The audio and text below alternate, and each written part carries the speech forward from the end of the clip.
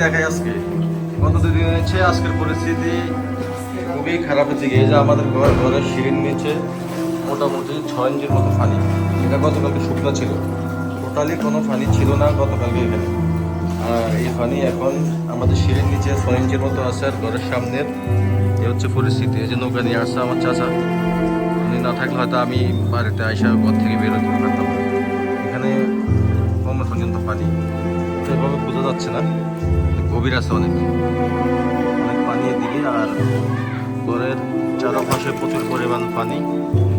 যাদের ঘর ভিটা নিচু তাদের ঘরের ভিতরে অনেক পানি ঢুকে গেছে আজকে। উঠানের মতো পানি ছিল না, আস্তে আস্তে উঠানেও পানি উঠতেছে। এটা অনেক ইচ্ছা ছিল, এখানেও উঠতেছে। পরিস্থিতি সারা রাত বৃষ্টি হয়েছে, এখনও হালকা পাতলা বৃষ্টি হচ্ছে। আর বিশেষ করে পানিগুলো ম্যাক্সিমাম পানি আসতেছে